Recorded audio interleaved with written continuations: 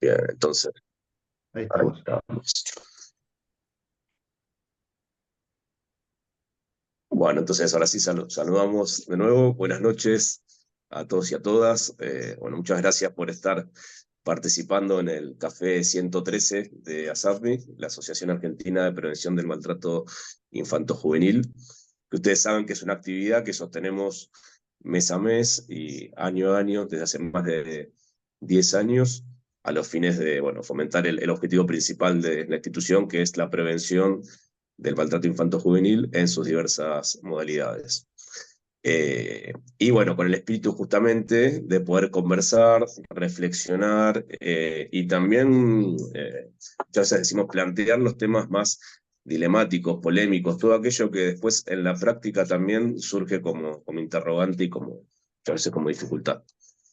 Así que junto con la comisión de ASAPMI y con el doctor Juan Pablo Villar estamos organizando este ciclo y hoy tenemos el lujo y el gusto de poder escuchar nada menos que al doctor Javier Indar, que no necesita mayor presentación, todos lo conocen, pero vamos a dar como las principales referencias, que él es médico, pediatra y psiquiatra infanto-juvenil, eh, presidente de la Asociación Argentina de Pediatría y director del Hospital Pedro de Elizalde. Nada menos, espacios de referencia y bueno, de formación, además de atención. Y fue durante muchos años jefe de la unidad de violencia, también del Hospital de Elizalde, socio honorífico de ASAPMI y, y una persona que siempre está dispuesta y a que admiramos y queremos por su generosidad. Así que hoy nos va a hablar sobre el síndrome de Munchausen por poderes, esta forma tan particular de maltrato infanto-juvenil. Así que, Javier, te escuchamos. Bueno, buenas tardes o buenas noches, según como querramos mirar, a todos y a todas. Muchas gracias, Mauro, por la presentación. Bueno, para los que no me conocen, mi nombre completo es Miguel Javier, me lo puso mi padre. Nadie me nombró así hasta que mi mujer, cuando me llama Miguel Javier, estoy en problemas. Si no, todo el mundo me llama Javier. ¿Por qué me llaman por el segundo nombre? No tengo idea, pero es así. Y soy Indar de Arza, porque llevo los dos apellidos, el de mi mamá de Arza e Indar por mi papá. Bueno, muchas gracias por la presentación. La verdad que hace 5 años que estoy en la dirección del hospital, con lo cual un poco este tema de Munchausen fue un verdadero desafío. Agradezco buscar en la bibliografía algo diferente a lo que venía haciendo, qué sé yo, hace 10 años o 15 años. Así que gracias por la invitación, espero ser claro y sepan disculpar si meto alguna pata, es parte de mi estado mental un viernes a la noche. Bien, importancia del tema en pediatría, del síndrome de Munchausen, después vamos a ir profundizando un poco, pero, y esto es fundamental, ¿no? Es un riesgo y se daña el físico y la psiquis de una niña, un niño, un adolescente que es víctima de este síndrome, eh, que produce lesiones gravísimas, como vamos a ver o vamos a intentar ver, y sobre todo también es un impacto en su desarrollo madurativo.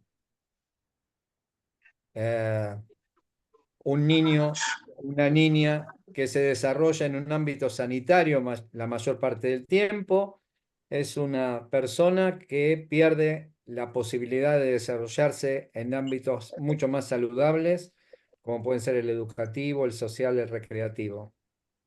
Por lo tanto, es un aspecto que me parece que antes de empezar quería un poco señalar estos dos aspectos.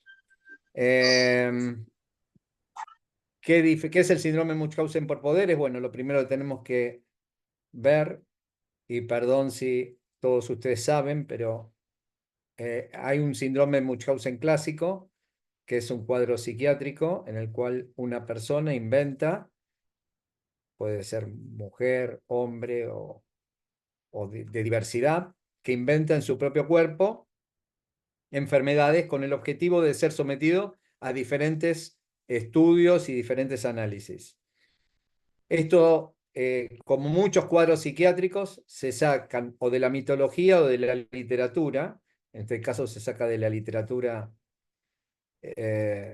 infantil o por ahí, del Barón de Munchausen, que ahora vamos a hacer alguna referencia. Y se llama por poderes porque, y esto es una característica que tenemos las y los profesionales que atendemos a niños, niñas y adolescentes, no tanto adolescentes, pero sí niñas y niños, que es una relación tripartita o triangular, en el cual estamos nosotros, los profesionales, están los niños, niñas y adolescentes, y está el adulto, que muchas veces es el que transmite lo que le pasa a estas personas. Por lo tanto, se llama por poderes. Ahora, ¿qué es lo que está pasando? Y empezamos a nombrarlo así.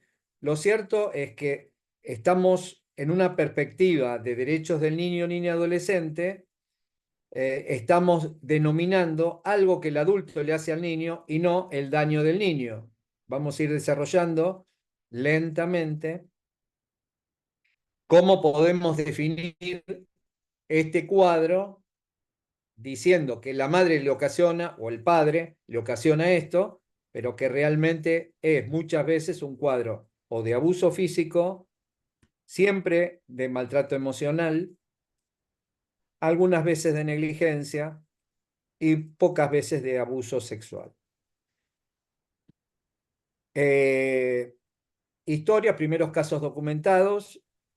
Vamos a hablar un poco en Argentina. El primer caso es un caso descrito en el Hospital de Niños Ricardo Gutiérrez en el año 81. Yo ni había terminado mi formación de médico.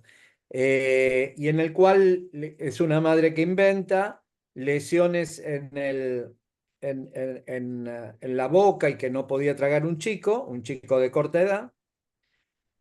Y a este médico se le ocurre, porque empezaron a aparecer los primeros casos, y tenía mucho conocimiento de anatomía patológica y descubrió que las lesiones que tenían en la boca eran provocadas por un tercero.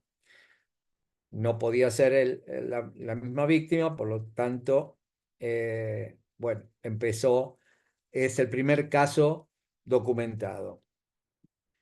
Pero tiene una explicación en el síndrome de adultos.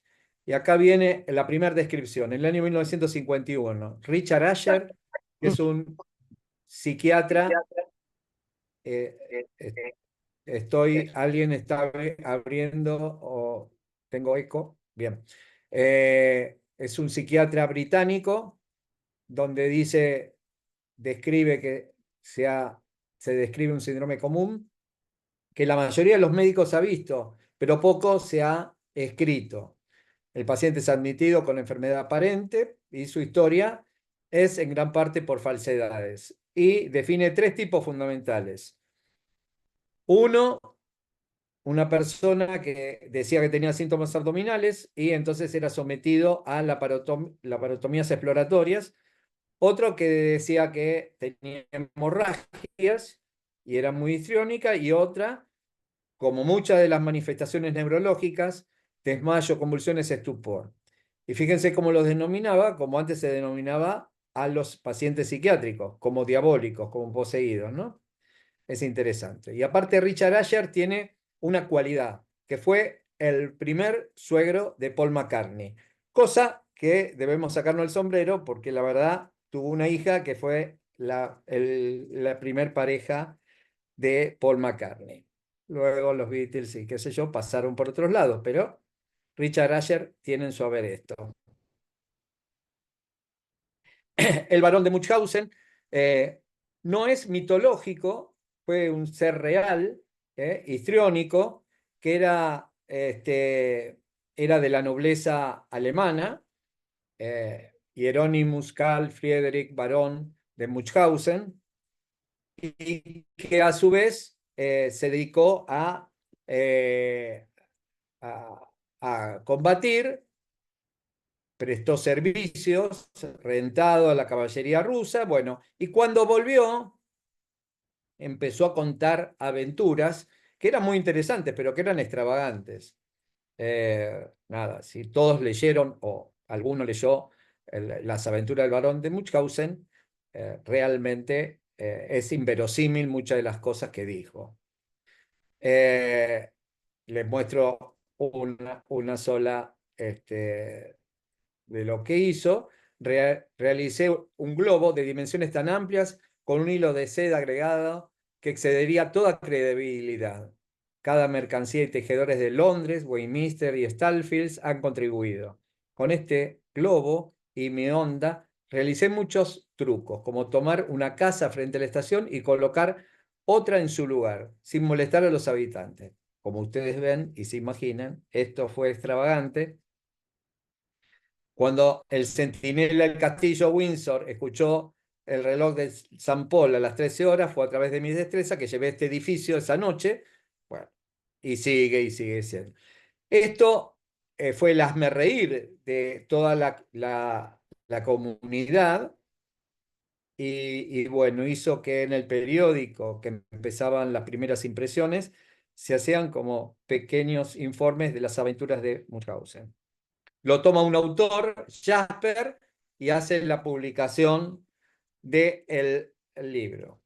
Eh, es interesante una cosa, en las denominaciones del síndrome de Munchausen, una de las denominaciones que tiene es síndrome de Pollie o de Pole, P-O-L-L-E. Pole se dice que el varón de Munchausen tuvo un hijo extramatrimonial y que fue bautizada en la iglesia o en la catedral luterana de la localidad de Pole y que murió a los pocos meses de nacer y en condiciones extrañas, se supone que por sofocación. Por eso, algunos libros o algunos artículos van a ver que se llama a esto síndrome de Munchausen por poderes, o síndrome de Pole, o síndrome facticio, o síndrome ficticio. Tiene una serie.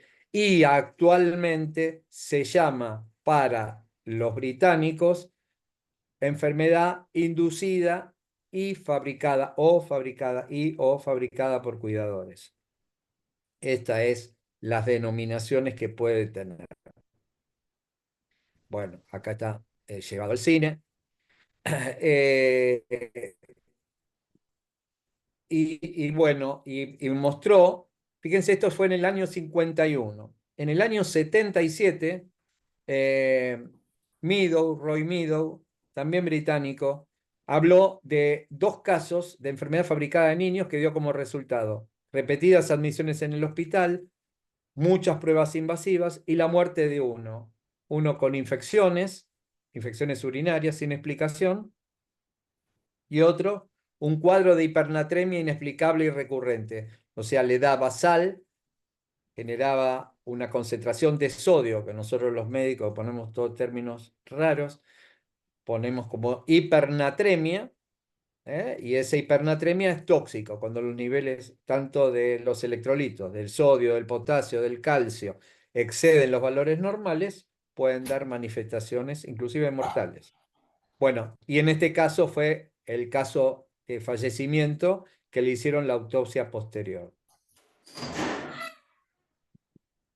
Roy Meadow habla y escriben. Los dos escribieron, hicieron su presentación en el 51, Richard Asher, y en el 77, Roy Meadow, la hacen en una revista de publicación o de divulgación científica llamada The Lancet, muy prestigiosa.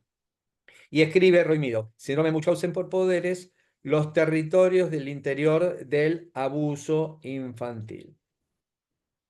Bueno, y en él describía a varios niños que fueron hospitalizados, las pruebas y el tratamiento de enfermedades falsas que fueron compuestos por sus madres. Y dicen en The Lancet, padres que por falsificación causan a sus hijos. Hay que ver esto de falsificación, porque vamos a hablar que a veces no es falsificar una documentación, que puede ser alterar un informe radiológico o un informe médico o un dato de laboratorio, pero también puede ser fabricándolo, no solamente falsificando, provocando una enfermedad. Causan en sus hijos innumerables procedimientos hospitalarios perjudiciales para este. Y dice, el comportamiento de la madre no se ha descrito en la literatura médica hasta ese momento. ¿Es porque ese grado de falsificación es muy raro o porque no se reconoce? Y la verdad que acá nos encontramos en un tema en el cual este tipo de manifestaciones, este tipo de abuso, se da en ámbitos sanitarios. Es necesario desarrollar en ámbitos sanitarios hospitales y hospitales de mediana a alta complejidad, porque son los que estudian generalmente las situaciones más difíciles de abordar. Y acá los médicos tenemos un doble problema por el cual somos generadores, no no voluntarios, o somos cómplices en alguna manera de cómo va fabricando la madre o el padre este tipo de cosas. Por un lado, estamos, y en esta relación tripartita que les dije, estamos acostumbrados a que una madre o un padre no nos mienta. Nos resulta totalmente irracional. Podemos decir que una madre es exagerada, pero no que es una madre mentirosa, porque nuestra formación está muy apegada a la escucha atenta y generalmente a creer. La otra razón por la cual nosotros entramos es porque, y en esto Juan Pablo y otros abogados me pueden enseñar mucho más que yo, podemos ser, tenemos que procurar los medios para llegar a un diagnóstico. Si no, podemos ser acusados de negligentes o de generadores de mala praxis. Entonces, estas dos combinaciones de creer y procurar de todas las maneras posibles llegar a un diagnóstico, y es atrayente, cuanto más difícil.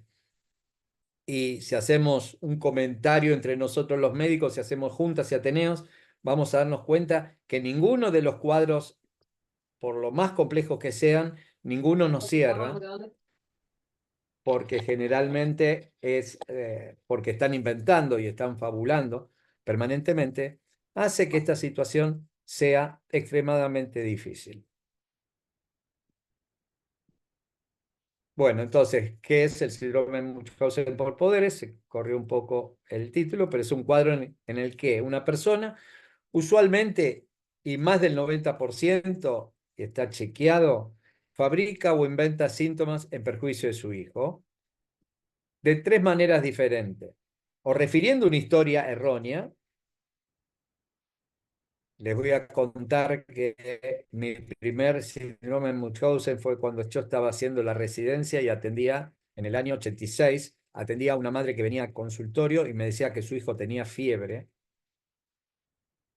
Y, y vino el primer día de fiebre, le dije que no era nada, el segundo día no era nada, el tercer día le di un antibiótico por las dudas, el quinto día le saqué una placa y no tenía nada, a la semana lo interné y esta señora, lo más fácil que tenía era en ese momento poner el termómetro al lado de la bombilla eléctrica, la de luz, estoy hablando de algo que no pasó hace mucho, pero pareciera que, bueno, era incandescente y o con el té y calentaba, entonces decía, tiene fiebre. Bueno, lo interné, no le encontré nada. Así seguimos 2 años en una relación médico-paciente en el cual yo me sentía totalmente frustrado y yo hacía interconsultas y más interconsultas y finalmente descubrimos que estaba inventando. ¿Por qué descubrí que estaba, o descubrimos que estaba inventando? Porque ella en un momento dado le porque no es que empezó con una historia errónea y después generó daño en el cuerpo del chico y le provocaba quemaduras en las manos. Y bueno, un día me dice que no puede ir al colegio. Y en ese momento lo estaba viendo un médico que de reumatología, pues estábamos presumiendo un diagnóstico rarísimo que se llama una enfermedad de Behçet, cosa sumamente extraña. Y entonces la madre viene y me dice, ¿no me puede hacer un certificado para que para que vaya a escuela domiciliaria, o sea, que los docentes vayan a la casa? Yo, crédulo, le hago el certificado. Como a los 2 meses viene y entonces ahí se devela, la reumatóloga le dice, ¿quién hizo esto? Lo hice yo. Se le hace una constatación a la madre se pone a llorar y empieza en una crisis de llanto a descubrir. Situación no habitual en este cuadro. Este cuadro, a pesar de la constatación y la confrontación, la madre o el padre van a seguir manteniendo el relato que hizo que este chico o esta chica vaya sucesivamente a diferentes lugares. Por el contrario, si una madre o un padre descubre que nosotros estamos sospechando, lo que va a hacer es irse a otro centro asistencial.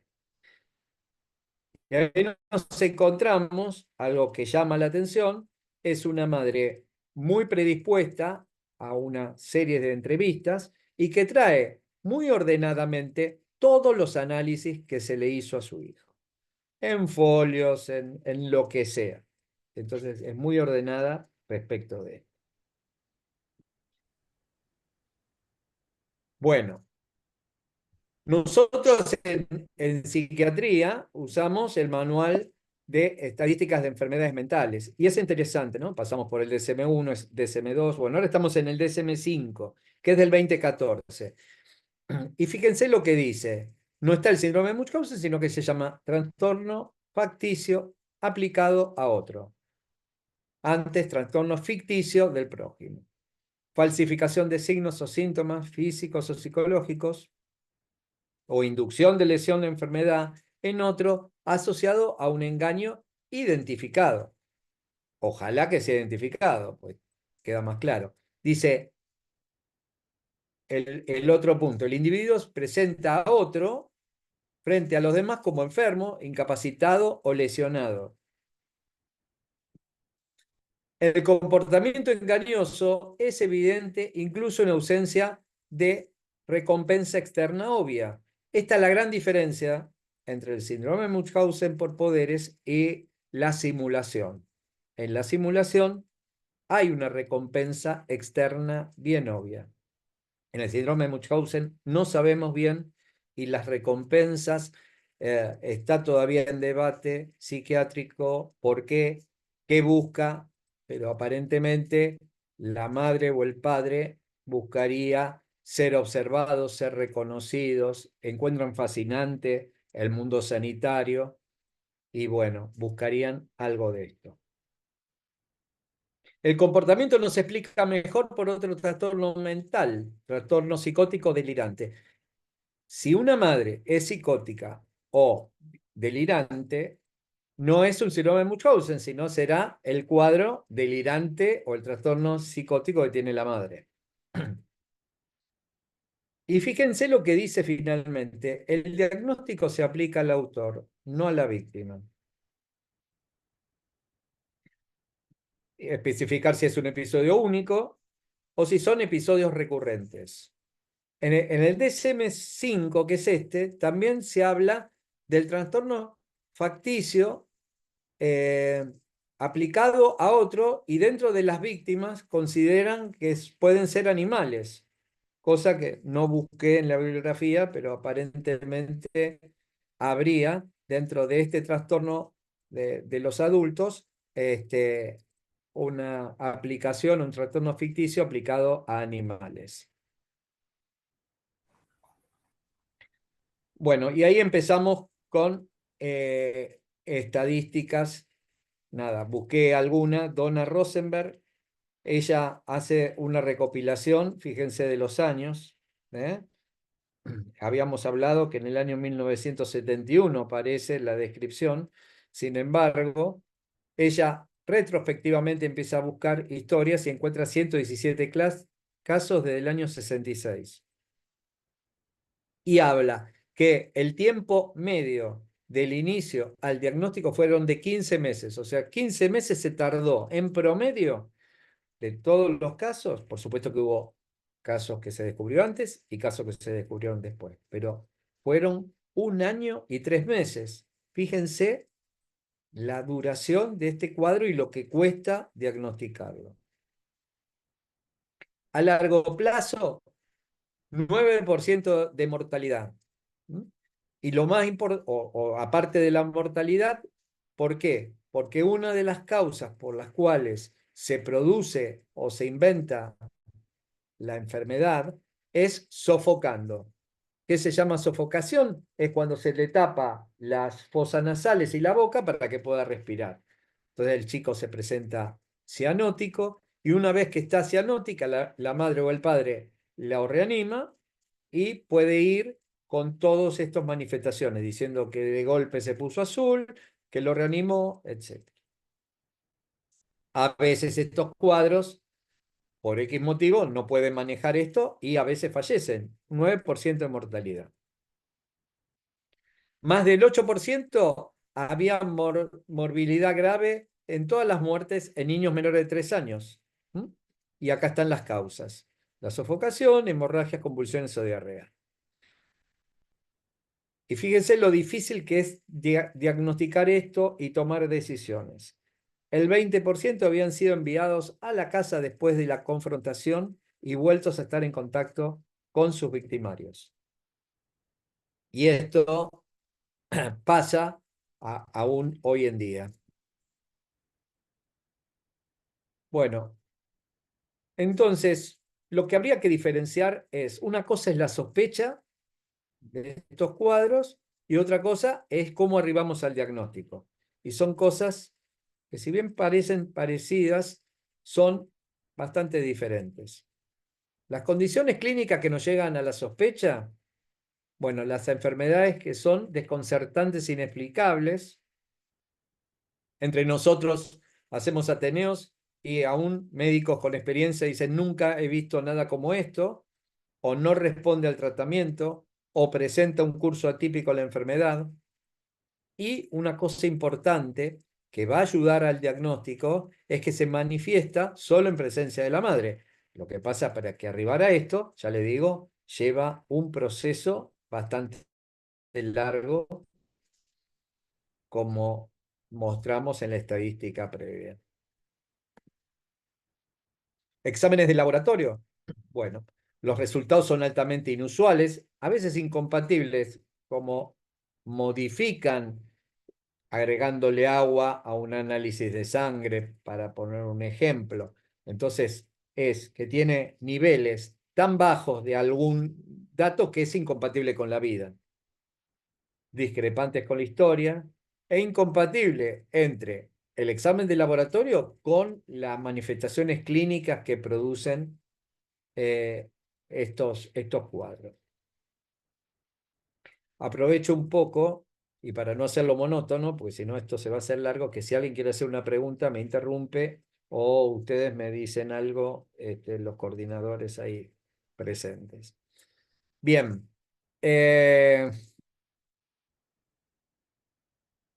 Factores de alto riesgo en un niño o niña adolescente. Asfixia o intoxicación. Y dentro de la asfixia, bueno, esto que les dije, y la intoxicación, en algunos autores hablan de baja toxicidad o de alta toxicidad. De cualquier manera, cualquier tóxico, que aún puede ser una medicación eh, incorporada en un niño de corta edad, puede ser grave. Cuando yo empecé, ya ahora está perimida esta práctica, pero ¿saben de qué cosas se morían los chicos intoxicados? De el ácido acetil salicílico, de las aspirinetas. ¿Por qué? Porque entraban con un cuadro de acidosis. Eso era accidental, pero quiero decir que a veces una madre o le puede dar una cosa para los digitálicos o sustancia para fortalecer al corazón que se usa en un paciente que tiene insuficiencia cardíaca, se lo podemos dar a un niño y puede morir o tener un paro cardíaco. Por supuesto que los menores de 5 años es mucho más frecuente.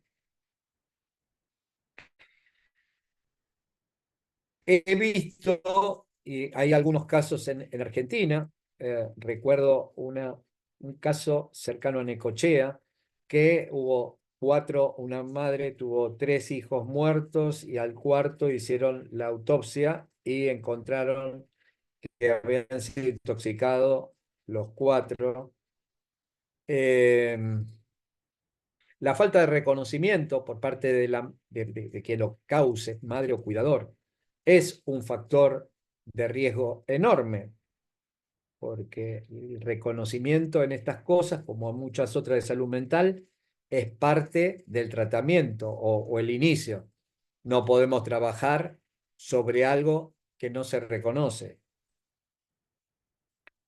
Eh, Cuidador con síndrome de Munchausen. Esto es interesante. En el hospital, eh, yo había un chico que estaba el papá, la mamá lo había abandonado, un chico de 2 años, y el papá era el provocador del síndrome de Munchausen, para simplificar. Llegamos a la sospecha, llegamos al diagnóstico, pero antes del diagnóstico, yo me acordaba de un apellido. Y digo, esto nosotros lo habíamos atendido, buscando, por eso es importante el registro, buscando la historia clínica es por ese apellido. El papá había padecido síndrome de Munchausen por parte de lo que sería la abuela de este chico. O sea, el tener un síndrome de Munchausen o que una madre sea síndrome de Munchausen, después hace que un hijo, en este caso fue un varón, que es excepcional, pero que había sufrido síndrome de Munchausen. Y acá es interesante porque a veces los niños o las niñas, cuando van creciendo, se van haciendo cómplices de esta enfermedad, porque no le es muy doloroso a un niño decir, mi mamá me está dando algo que me hace mal. Entonces, empiezan a ser ellos portadores y cómplices de un relato, y siendo ellos portadores del síndrome de Munchausen. La persistencia de fabricación después de la confrontación también. Está descrito la disfunción familiar, sobre todo situaciones de abuso o de maltrato, y consumo problemático de drogas y alcoholismo también como factores de alto riesgo.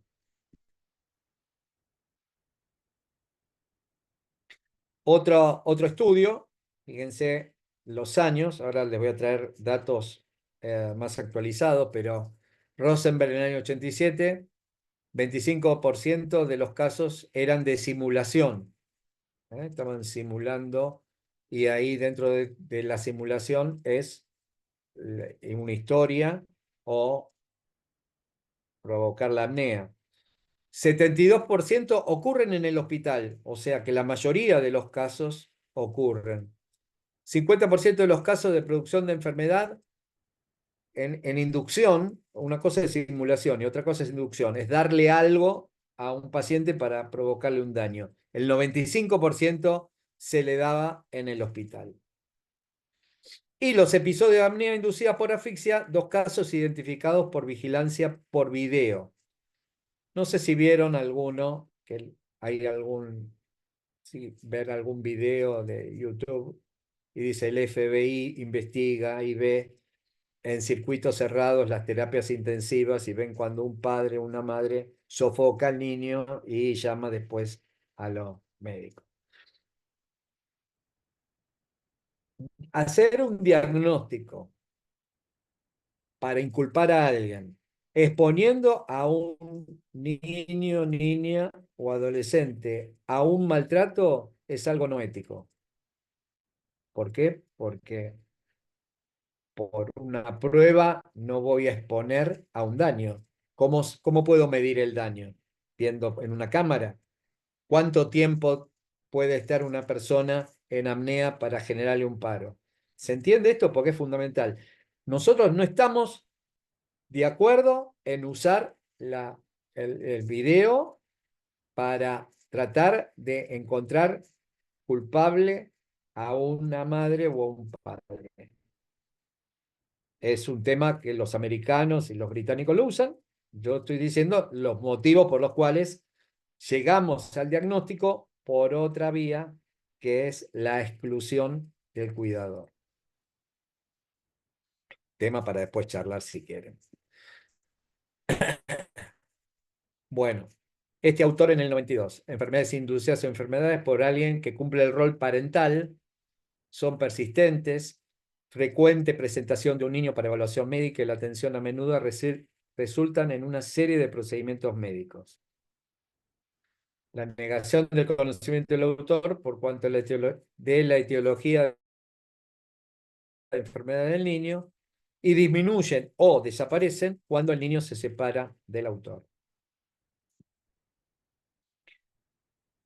Epidemiología. Y acá, fíjense, hay una epidemiología del Reino Unido e Irlanda y una australiana. Nada. Cuanto más chiquito, mucho más es la frecuencia de enfermedad. Acá aparece, si ven arriba, donde dice en el Reino Unido 0,1 por 100.000 o 0,8 por 100.000 en menores de 16 años, y fíjense cómo, no sé, se cuatriplica 2,8 por 100.000 en menores de un año. Y algo parecido es en Australia, 0,4 por 100.000 en menores de 15 y 2,1 por 100.000 en menores de 2 años. Entonces no son patologías sumamente frecuentes. Ahora, son muy impactantes, nos genera una conmoción a todo el sistema y un desafío para explicarle a los organismos de protección de derechos de qué se está hablando y qué es lo que necesitamos.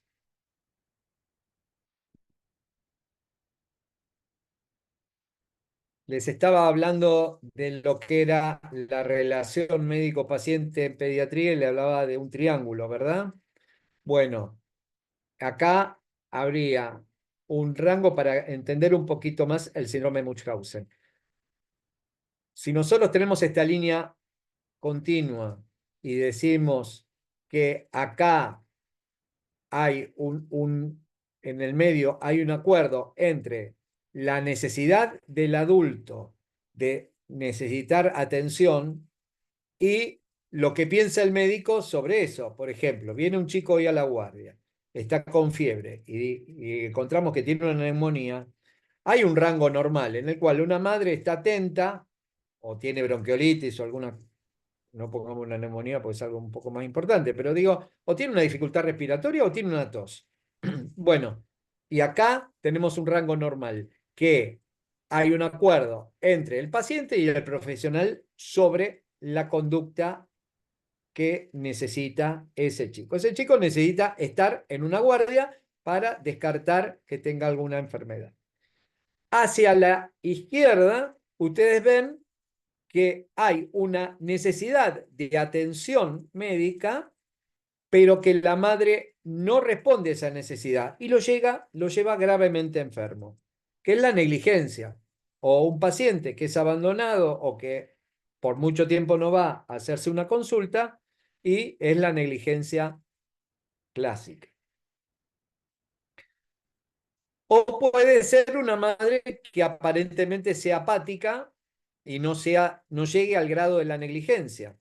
Por el otro lado, hay una madre que inventa o que exagera síntomas o que lo fabrica. No es lo mismo exagerar que inventar que fabricar. Y estamos hablando del punto 7, 8 y 9, que son mucho más graves. Bueno, el punto 8 y el 9 son la enfermedad facticia o síndrome de Munchausen. Una madre que ve que o lo presenta a un hospital o un centro de salud gravemente enfermo y realmente el médico no lo ve así. Médico, psicólogo, si lo tiene que ver, o kinesiólogo o quien sea. Esto ya lo dijimos. Y acá es interesante. Este autor Lebow, clasificación de madres. Y muchas veces en mi experiencia coincido un poco con ellas. Y dividió a las madres en tres tipos. Las inductoras activas, que son no aquellas que simulan, sino aquellas que activamente le dan algo. O sea, tiene que haber la actividad de una madre dándole algo o negándole algo. Por ejemplo, hemos tenido un caso de una madre que no le dio nutrientes. Era un chico de 8 meses que estaba en terapia y de terapia pasaba a la sala y de la sala pasaba a terapia y no aumentaba de peso. Entonces le daban mamadera y no aumentaba de peso. Iba a terapia, le ponían una bomba para poder medir la cantidad exacta de leche y eso era, pero estaba buenísimo para esta madre que había sido enfermera porque cambiaba el setting de la bomba rápidamente y no le daba el alimento y el alimento no pasaba. Y esto lo digo porque después de este caso también llegamos a un diagnóstico. El otro punto son cuidadoras y colaboradoras. Y aprovecho este punto para decirles que uno piensa, o yo pensaba, que los niños por síndrome de Munchausen son niños sanos. Y no siempre es así. Porque puede ser un niño que tenga una enfermedad crónica y la madre exagere o no lo lleve a controles o interfiera en los análisis. Entonces, aparentemente, son madres como colaboradoras y cuidadoras. Nosotros tuvimos el año pasado un chico de 12 años que tenía una cardiopatía congénita. Lo habían operado a los 2 años y había que hacerle una operación a los 8 y la madre no lo llevó. El chico llega al hospital en condiciones terribles de insuficiencia cardíaca y una madre que estaba todo el tiempo no separándose, teniendo 2 hermanos más y estaba todo el tiempo al lado. Pero todo el tiempo al lado, ¿cómo? Este chico necesitaba oxígeno y lo bañaba y el chico se ponía azul. Y la madre lo bañaba sin ningún tipo de alerta de esto.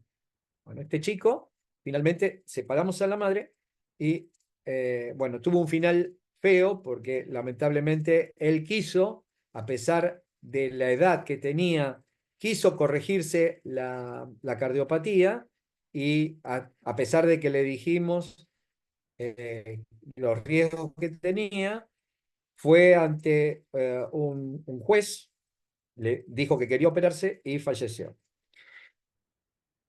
Y el tercer tipo de madres son las madres adictas al doctor, que va a un lado, que va al otro y que nada las complace, y que lo llevan a los chicos de acá para allá. En algún otro lado a estas madres se llaman doctor shopping, porque van a médicos como si fuera a ir al shopping de un lado a otro, de un negocio a otro. Bueno, estos son los tres tipos que me parece que relacionan bastante bien el prototipo de madres que podemos encontrarnos en estos casos. Entonces, y acá volvemos a lo que es la sospecha.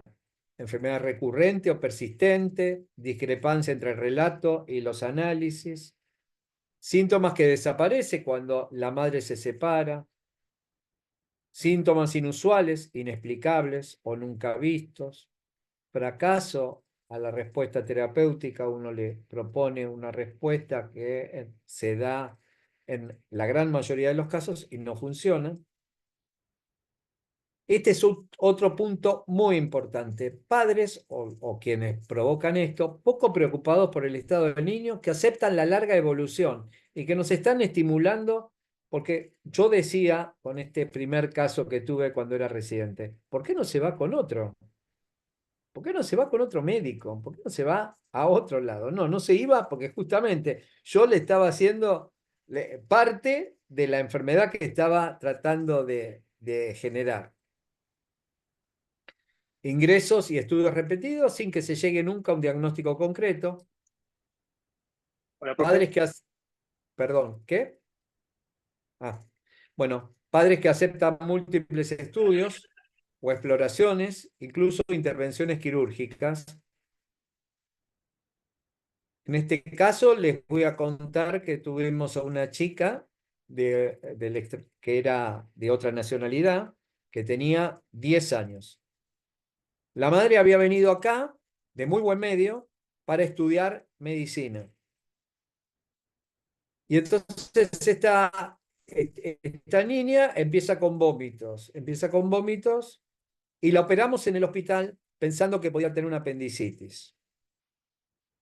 Por supuesto que no le encontraron nada, el apéndice era normal, y le hicieron una corrección de algo rarísimo, se llama compás aortomesentérico, una rareza terrible. Al mes se interna en el Hospital Gutiérrez por los mismos síntomas, piensan que son bridas, o sea, adherencias, la operan, no tiene nada. Al mes o a los 2 meses se opera en el hospital tratando porque le seguía doliendo la panza, seguía teniendo vómitos inexplicables, pensaban que tenía un tema en el estómago que lo tenía como torcido el estómago.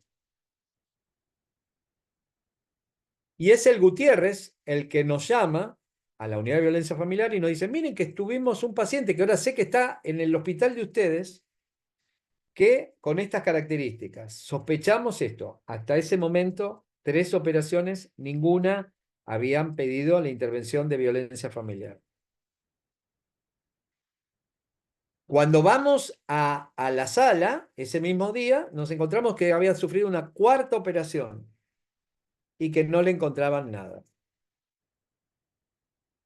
La madre, cuando empezamos las distintas entrevistas, decía que no habíamos averiguado lo suficiente, que quería que entráramos a su panza y que la revisáramos por dentro. ¿Por dentro de qué? Habíamos entrado 3, 4 veces a hacer intervenciones y no habíamos encontrado nada.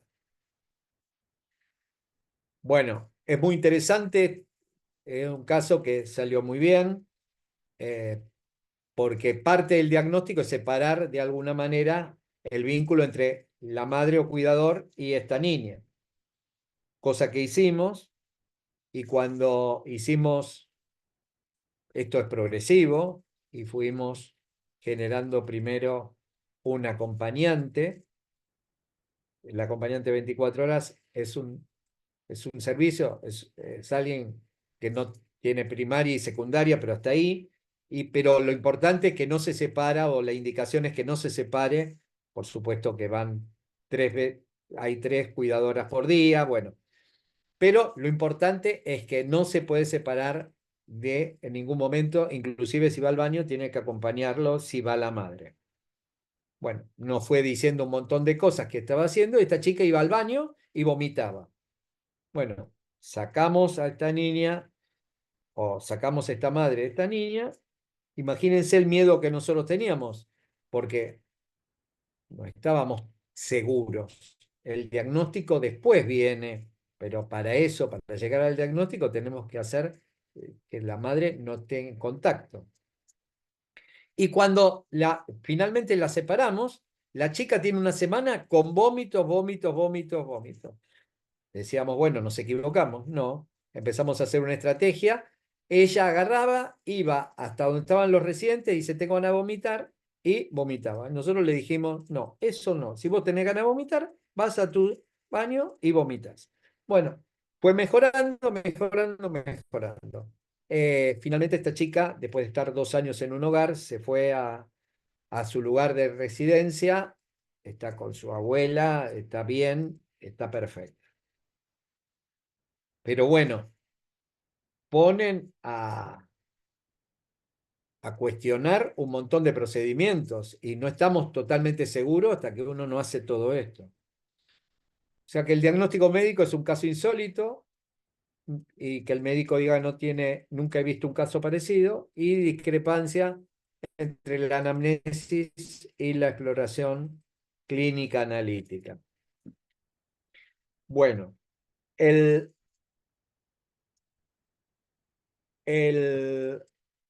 la propuesta de criterios diagnósticos también es importante, porque tenemos que plantearnos que frente a una sospecha podemos tener un diagnóstico definitivo, pero puede ser que no lo tengamos.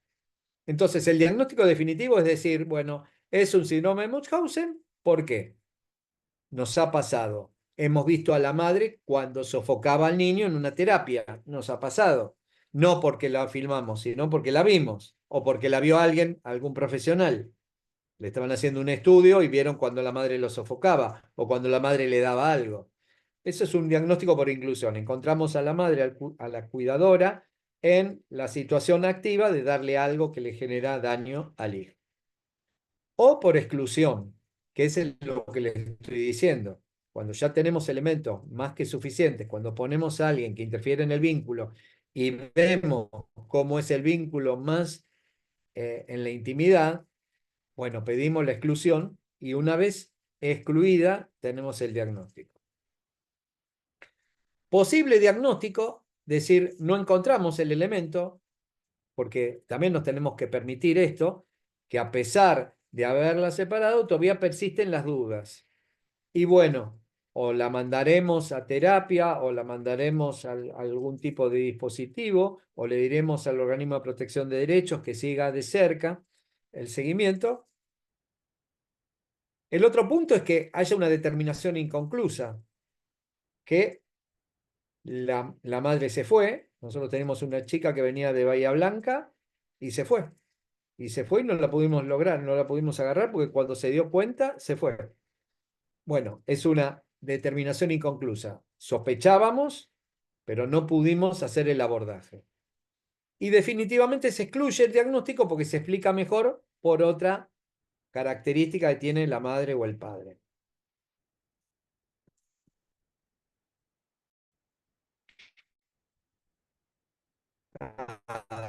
Chicos, no nos vamos a detener en esto, pero desde procesos infecciosos, endocrinos, gastrointestinales, en el neurodesarrollo, nada. Esto es diferencias entre el síndrome de Munchausen, histeria y simulación. En la simulación, la producción de síntomas es consciente y la motivación es una motivación consciente, quiere algún tipo de beneficio. En el síndrome de Munchausen, la producción de síntomas es consciente, aunque la motivación muchas veces no queda o está en el inconsciente o tiene que trabajar la cuidadora. Y en la histeria, tanto la producción de síntomas como la motivación son inconscientes.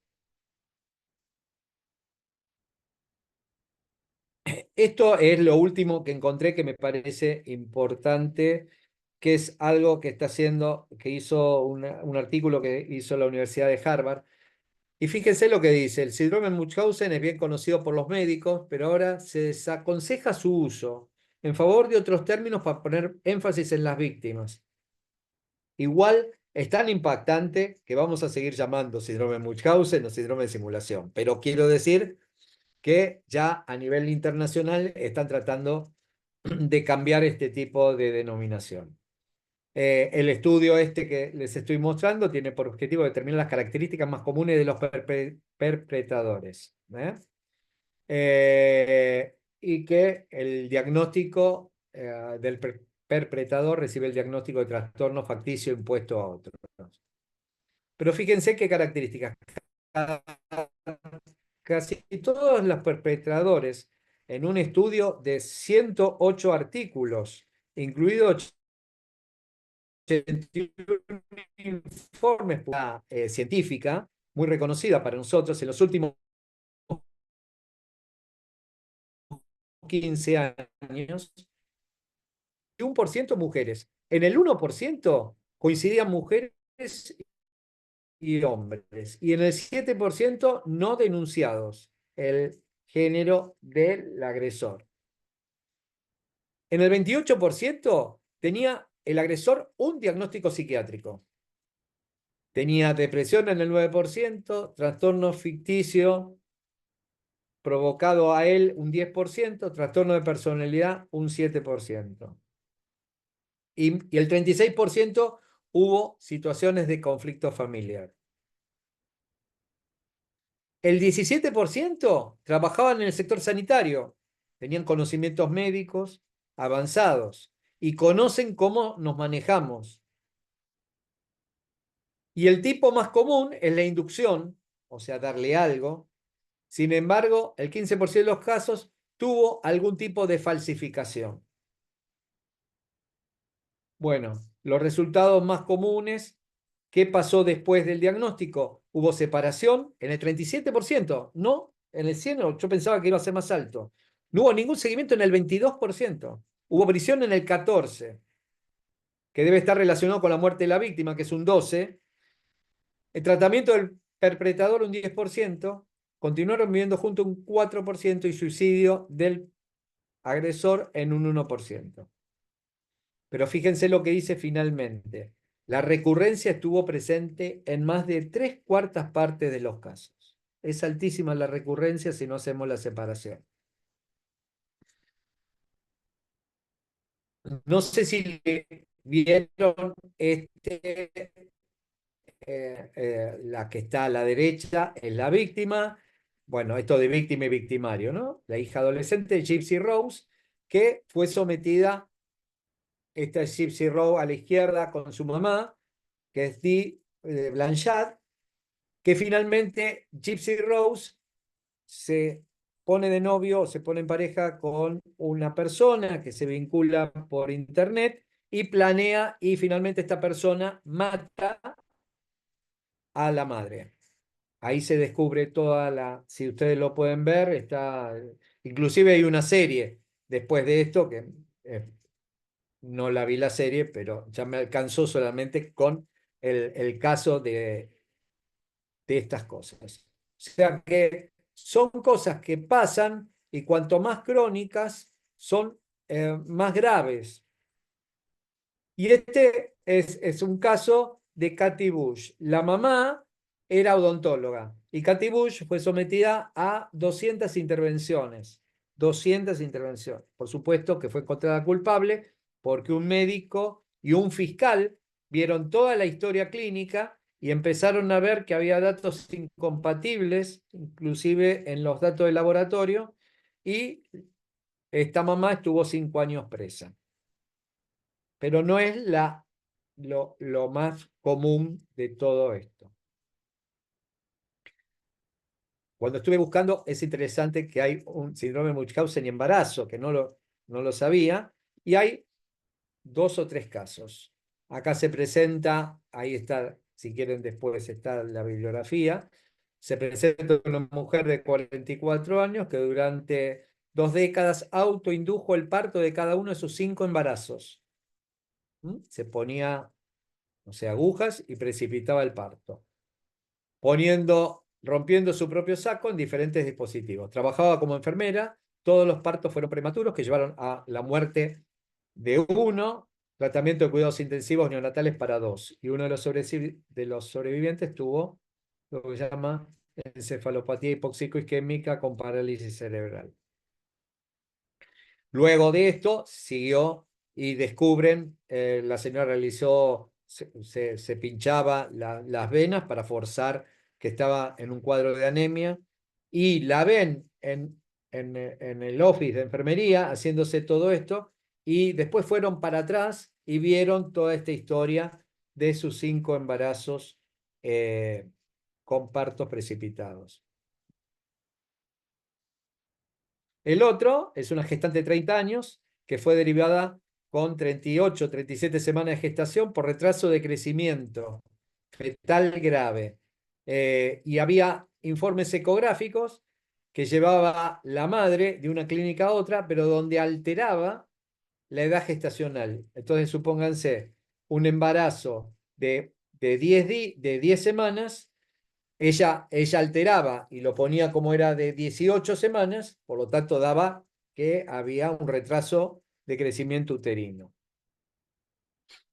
Y alteraba y estaba claro que estaba falsificando, no sé de qué manera, lo dice el informe ecográfico, es difícil falsificar, pero está descrito acá.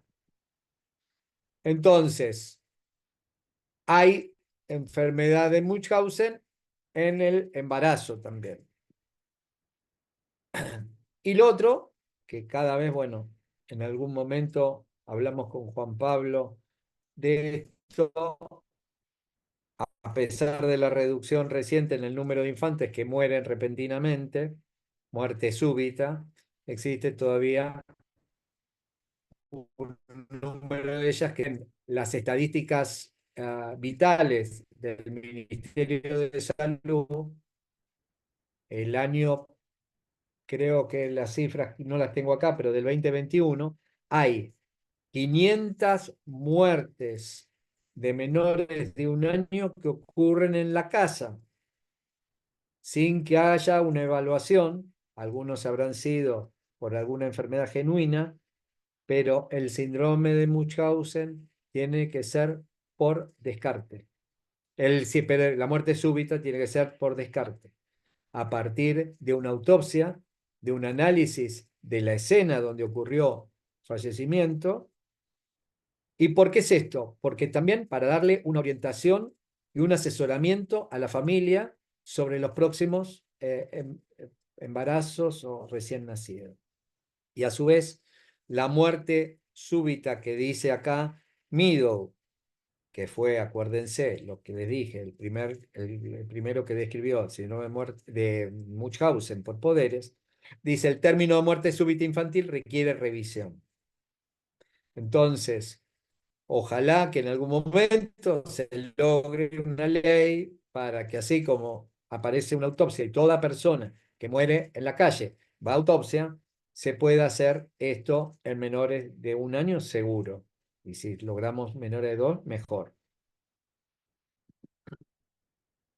Bueno, y un poco vamos terminando y darle más para un intercambio. Hospitalización programada con el objetivo de proteger al niño, vigilancia permanente y interferir en el vínculo primero, colocando cuidadoras hospitalarias y luego separando.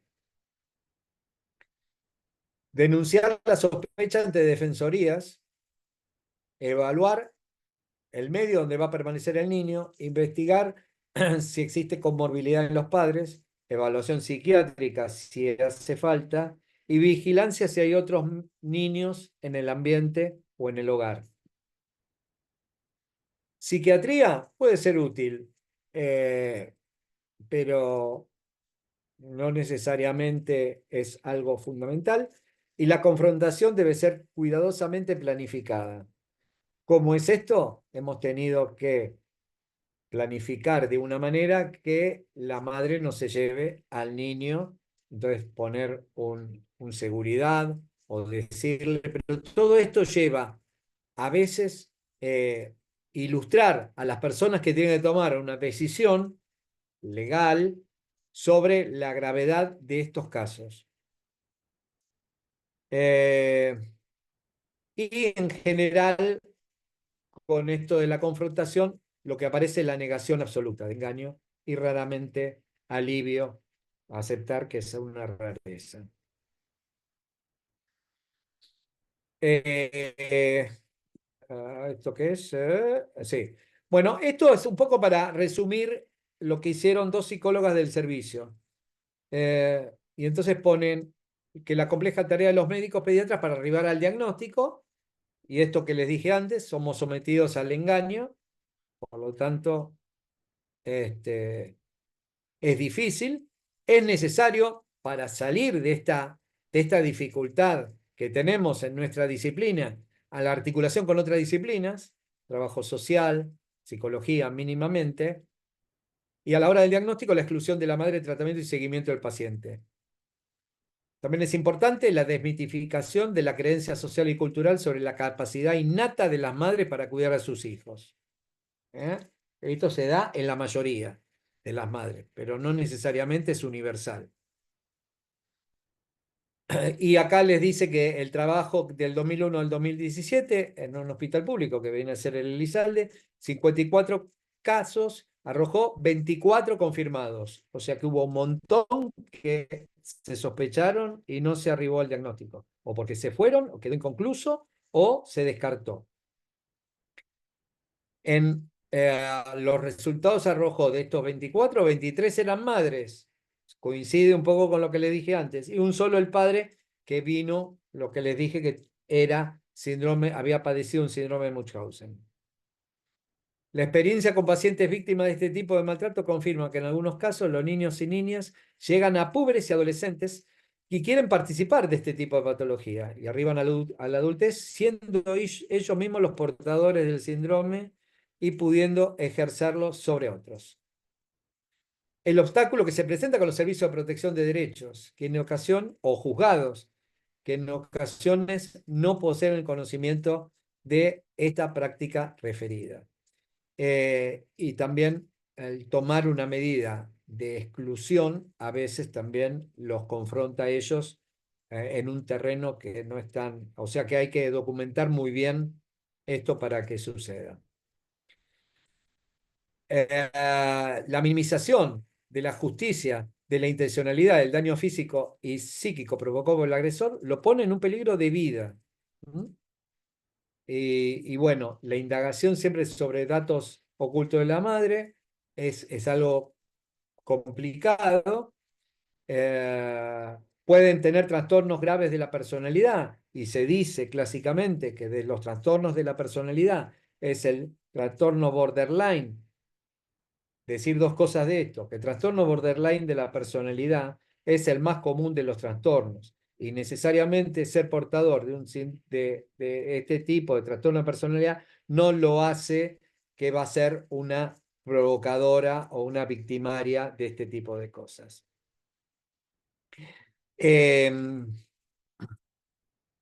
Bueno,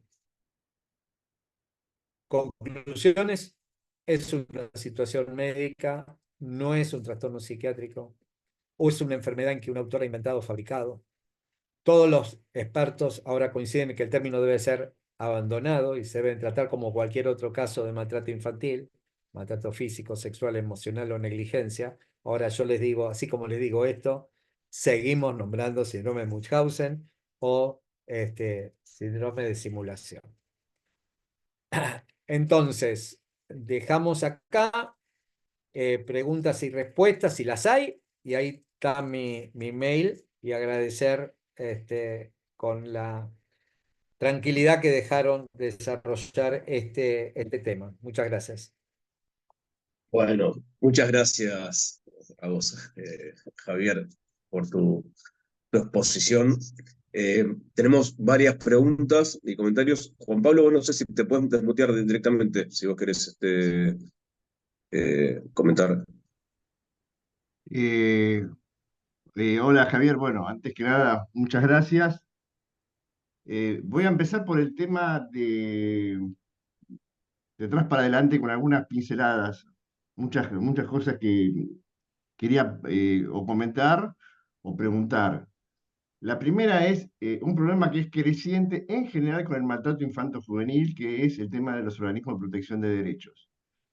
Básicamente porque hay una falta de formación, de capacitación, de entrenamiento, de actualización y a veces perspectivas ideológicas que no son las adecuadas, pero que no se da en todos los casos. O sea, uno puede encontrar, por ejemplo, algún organismo que funciona excelentemente y que articula permanentemente con la justicia de familia, con la justicia penal, Y por ahí en el municipio de al lado no pasa esto, pasa todo lo contrario.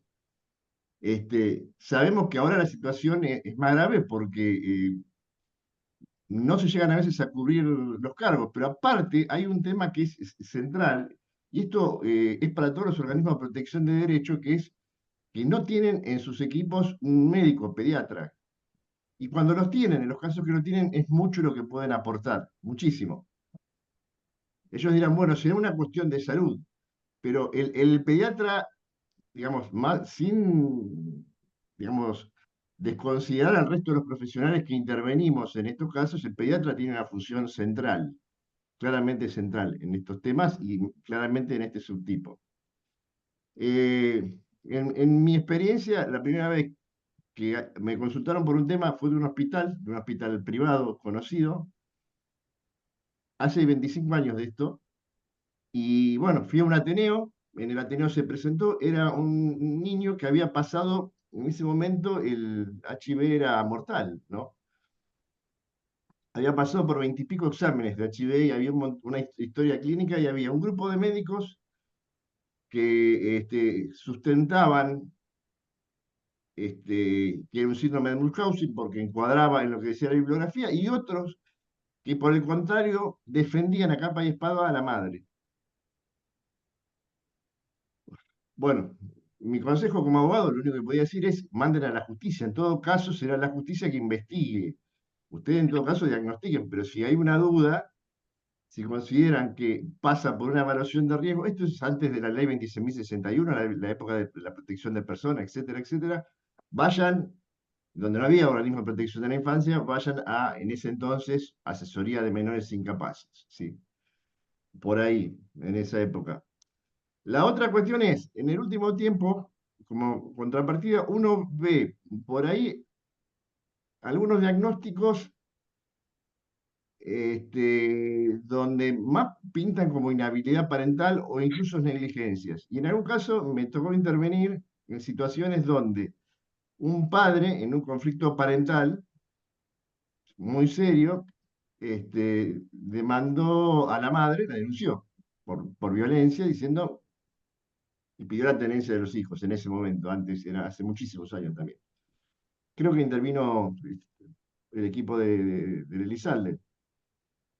No, creo no, intervino el equipo de Elizalde, y después de un largo rato había algunos elementos, como que todos los fines de semana había certificados médicos, por ahí más con la intención de justificar, obstruir el régimen de comunicación, como si no hubiera, pero se dijo que era un conflicto parental. Entonces, hay una pregunta respecto a las situaciones donde el diagnóstico puede no ser tan claro o puede concurrir con otros subtipos de malos tratos. Con el tema de la ley, dos cuestiones. Una es, para el médico, lo que se llama mala praxis es el error diagnóstico no excusable, ¿sí? Por eso es tan importante en un caso como este, yo diría que en cualquiera, que haya una posibilidad de supervisión, de escuchar otra cabeza, de ver otro equipo, de revisar y no quedarse solo. Digamos, si se toman todos los caminos, se hacen todas las diligencias, se pone todo el esfuerzo en vistas a un resultado, bueno, no debería haber imputación. Eso no quiere decir que un médico no se vea este, metido en un juicio de daños y perjuicios, un médico, una institución, etcétera, etcétera. Y lo último, respecto al proyecto de necropsia, esto fue un proyecto de la diputada Cheno, creo que ya no es más diputada. Era muy interesante porque era un proyecto que Asadmi en realidad apoyó, no fue de redacción de Asadmi, pero fue el único proyecto que apoyamos, por el cual inclusive lo llevamos al Congreso de la IPCAN en Chile, que establecía que todo niño que moría por presunta síndrome por muerte blanca, síndrome de muerte súbita del lactante se llama, ¿no? En todos los casos se hacía una necropsia en el ámbito de salud, no en el ámbito forense. Ese era el tema, para descartar los casos que podrían obedecer ya directamente a filicidios, digamos, ¿no? Bueno, nada más. Bueno, gracias, Ni Pablo. ni nada menos. Nada. No, lo que quería un poco de volver y seguimos. La pediatría está en crisis, como están muchos otros, pero digo, me veo en la obligación de decir que si sigue en esta tendencia, en 10 años no va a haber suficiente cantidad de pediatras para atender a los niños, niñas de la República Argentina. ¿Por qué? Porque se están presentando mucho menos a la residencia. Hay un montón de explicaciones, no nos vamos a detener, pero coincido que es un elemento fundamental. Ahora, entre la falta de ganas de participar que tenemos los pediatras en este tipo de cosas, el hecho de no vincularnos y que vamos a hacer menos, estamos complicados en este sentido. Nada más quería decir eso y seguimos con el diálogo. Bueno, hay varias preguntas, incluso algunas del propio Juan Pablo Villar también. Yo las hice. Ya las hiciste, pero me Claro. parece que yo las leo y vos decís si ya las hiciste o si querés que Javier haga algún comentario al respecto. Vos preguntabas si se trata de un subtipo de maltrato infanto-juvenil con índice más alto de Sí. mortalidad. Si acaso se trata de eso, sería, ¿no? La pregunta. Sí, sí. Sí. Sí. Sí, es decir, ninguno creo que llegue al Yo quiero, 10%. sí, Al 9% dijo y es realmente muy alto. sí. No, lo que quería decir es que no es una forma de maltrato, es una forma en la cual un adulto maltrata a un niño. Sufrirá maltrato físico, maltrato emocional, pero no es una categoría diagnóstica, porque de una vez por todas creo que tenemos que situarnos desde la perspectiva de los derechos del niño y no de lo que hace un adulto con ese niño. ¿Se entiende? Sí. Desde una perspectiva de derechos, ese Acordamos chico plenamente. tendría que estar en la escuela, bueno, por eso, tendría que estar en otro lado y no lo está. Pero bueno, Lo que pasa es que eso. yo me entiendo lo que decís, pues siempre pensamos por el efecto del daño en el niño, el diagnóstico, ¿no? Quizás en el abandono también se nos complica. Pero yo lo que me pregunto es, porque vos estás siguiendo esta línea que decís, como que tienden a abandonar la nominación del síndrome para ir a los subtipos ya existentes, es si no va a complicar eso la detección mientras los niños están en esa situación. Si se lo aborda meramente como el signo o el síntoma que da cuenta del maltrato físico, porque la causa que opera en ese punto sí es la conducta motivada por Sí, lo que se llama síndrome de sí, Munchausen. Digo, ¿no pensás que no, me afectaría la parece que detección? es decir que un chico sufre maltrato físico porque la madre lo intoxicó y porque le hizo esto y porque simuló. Y ahí entra toda la explicación.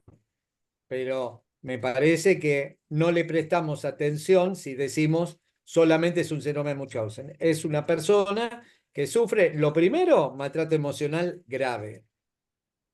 En muchos casos, negligencia. Y en otros, maltrato físico, seguro, si se lo está envenenando. Entonces me Claro. parece que es mucho más contundente decir que este chico que sufrió asfixia por sofocación, que decir síndrome de Munchausen, que es una bolsa o es una serie de situaciones que no llegan a definir claramente el daño que está sufriendo ese chico. Sí dice quién es el autor, pero no el daño. Pero bueno. Ok. Después Un, tenemos una pregunta de Natalia González que dice, ¿este tipo de diagnóstico se centra en madres de niños sanos solamente? Es decir, si ocurre en un niño con una discapacidad y la madre no atiende a las necesidades que requiere, sostiene el no acompañamiento frente a las orientaciones profesionales de la salud, terapeutas o escuela, ¿no es también hacer daño? Totalmente. Y eso es gran parte. ¿Y saben dónde se da mucho esto? En trastorno del desarrollo, trastorno del espectro autista. Son a veces chicos que las madres los presentan como más enfermos de lo que son. Hay una serie de beneficios. Ahí, bueno, será simulación, habrá que ver cuánto hay de del CUD, y ahí entramos en toda una discusión de lo que es el certificado único de discapacidad y todos los accesos a las distintas terapias. Y realmente, sí, ese chico que pensamos realmente cuando estamos, y ese es un capítulo enorme que estoy abriendo y no quiero abrirlo, pero realmente un niño que tiene una problemática del desarrollo, realmente tiene que tener el 90% o el 80% de su día ocupado en tratamientos. Realmente, ¿qué necesita un niño aparte de floor time, terapia cognitiva conductual, fono, maestra integradora, después hace quinoterapia, después hace, qué sé yo, homeopatía, hace y hace y hace? ¿Qué estamos englobando ahí? Bueno, digo, a veces, y con la complicidad de nosotros, está claro. Pero sí, claramente a veces hay una falta de hacer y llega un chico en condiciones que normalmente no tendría que llegar, o por el otro lado, un sobrehacer un montón de cosas. ¿Puedo Perfecto. Soy Natalia. Sí, le iba a decir también a Horacio, que levantó la mano, si quiere él primero y después la segunda persona que recién dijo. Desmuteate, Horacio. Sí, bueno, no, era en realidad interesantísimo. A mí eh, y que quería tomar un detalle y darle un poco de potencia de lo de todo de toda la ponencia, que es esto de la importancia de los registros. Los registros no solamente en cada caso, sino trabajar con registros históricos o con los registros estadísticos que uno tenga, para poner relevancia una cosa que por lo menos en mi experiencia realmente es muy importante, fue muy choqueante, que es eh, la emergencia que resulta de la fuga hospitalaria en pediatría. En realidad, nosotros, por otra razón, por el Comité de Mortalidad de acá del Hospital de Ushuaia, lo revisamos y de las 7 fugas que tuvimos en los últimos tiempos, en pediatría 3 fallecieron y 3 fueron prevenibles si uno tenía un poquito, levantaba un poquito el estándar sobre esa situación. Fallecieron en la primera semana después de la fuga y en general en las primeras horas. Cuando un papá o una mamá se lleva a un chico de una internación en un hospital o en un centro de salud, las luces se tienen que prender de todos colores y es una emergencia casi como un paro, yo diría. Pero digo, de 7 fugas en los últimos tiempos, 3 fallecieron, dos terminaron gravemente enfermos en forma crónica. Yo agradezco que digas esto, te sumo que a veces, cuando nosotros hacemos esta presentación, nos piden si existe riesgo cierto inminente. Esa palabra es una palabra muy compleja para definir, pero yo siempre digo que si un paciente está internado en el hospital es porque algún riesgo hay, porque si no estaría en la casa, ¿no? Exactamente. Entonces, Y el riesgo de la nos piden esto, por lo menos acá. Y el registro es interesante, porque nosotros tenemos la historia, en Ciudad de Buenos Aires tenemos la historia informatizada, ambulatoria, ¿no? Pero el consejo tiene otra historia informatizada. Y entre el consejo y salud no pueden compartir los mismos datos. Cosa que es tonto y es muy malo para los chicos. Pero no se pueden compartir los datos. Hago una aclaración, porque tenemos conectada gente de México también y de otros territorios, que Javier está haciendo referencia al órgano de protección administrativo la Ciudad de Buenos Aires, que es el Consejo de Derechos. Y la dificultad para articular ahí, ¿no? Entre los registros. Por eso, como que el registro, para algún lado, simbólicamente, da poder, ¿no? Tener el registro. Y el registro es de uno y el registro es del niño. Porque no es de nadie, o es del niño seguro. Entonces, esto de no poder compartir, ¿no? Un poco para reflexionar estas cosas. Gracias, Horacio. Perdón, te interrumpí, pero no sé si querías seguir. Ese punto es y excede lo hospitalario, excede lo asistencial, digo, por eso decía, no solamente el registro individual en la historia, sino los registros generales, porque cuando se siguen los procesos judiciales, yo ahora estoy como forense, no sé, pero bueno, fui 25 años pediatra, básicamente. En el final de lo que se ve en los expedientes ahora, en realidad hay una enorme, queda enorme, de una manera muy evidente que intervenciones se repiten en el ámbito escolar, en en el ámbito de protección, en el ámbito de salud, sin que ni uno u otro se enteren, porque toda esta información está guardada en nichos que no están, que no se conectan. Entonces, un montón de esfuerzos que a veces van eh, hechos simultáneamente, si a veces suman y a veces se restan por este tipo de problemas de acceso a la información de una manera en que se podía hacer en esta época, en el siglo en el que estamos, que se podía hacer con nivel de acceso y con un montón de cuestiones que no perdonan que no lo hagamos.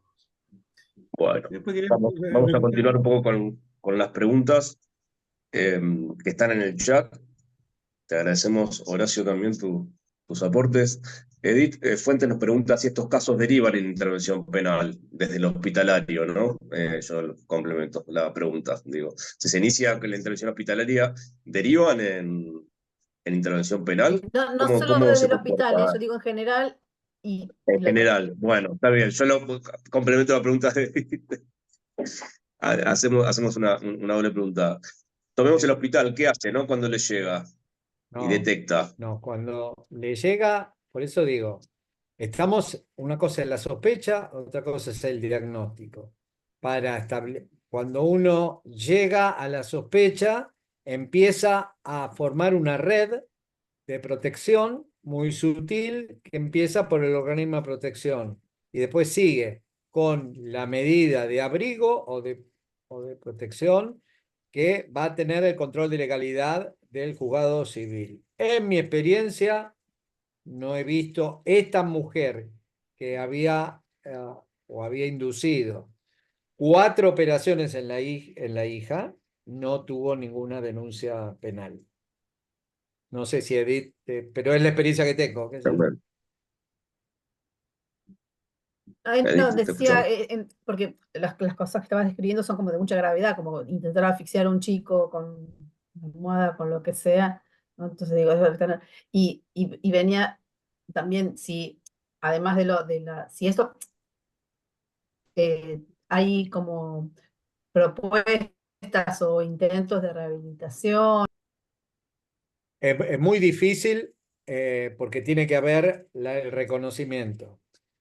Un caso de sofocación que nosotros tuvimos fue un caso cercano a lo de Horacio. Era una chica que estaba internada en el hospital militar, que le estaba sofocando y que había tenido un hermano fallecido en Río Gallegos.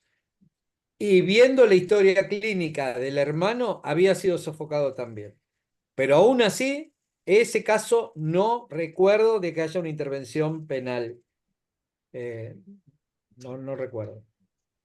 Perdón, pero en ese caso, Miguel, ¿correspondería a una denuncia penal? Sí, Bien. correspondería una vez hecho el diagnóstico y Claro. esta sospecha apartada la madre, sí se logra. Ahora, ¿quién hace la denuncia? Es la otra cuestión. Claro, ahí El entramos a primero hacer una que... general. Claro, ¿no? claro. Ahí nos De maltrato. peleamos, nos peleamos todos, entonces, bueno, nada, estamos, la ley Lucio pone el anonimato de la persona que denuncia, ustedes me corregirán, Juan Pablo, qué sé yo, justamente para facilitar la denuncia y que una persona no tenga tanto miedo a Pero denunciar. quizás en ese caso, y quizás los abogados me van a saber decir, pero obviamente al no estar los progenitores, porque son los que se sospechan en todo caso, actuaría de oficio el defensor de menores en representación del niño o niña. Intervienen un sinnúmero de actores, pero sí, en el derecho del niño, supongo, bueno, acá los abogados que tenemos nos pueden Bueno, hablar mejor de esto. les voy a pedir que el que quiera hacer una participación levante la mano, ¿no? Así lo podemos ir organizando, porque Y tenemos yo, también el chat y... yo aprovecho y saludo a Jessica Nanoia, que está ahí, estuvo en el servicio y la veo y me genera una alegría. Eh, Después tenemos a Natalia González que dice que se suma una pregunta anterior y pensando en discapacidad, cuenta que acompaña a una joven de 19 años que no recibe tratamiento y se pregunta cuál sería la intervención judicial frente a una madre aparentemente cuidadora. No sé si Javier es cierto. No, yo creo que lo que hay que también jerarquizar es algo que dijo Juan Pablo, es la intervención administrativa, ¿no? Que me parece que ahí es gran falla, porque, y esto es interesante, porque antes, como decía él, uno por la ley 24.417 o por otra, uno hablaba con el asesor de menores e incapaces, qué sé yo, lo que es el defensor, y tenía una intervención, una llegada más clara.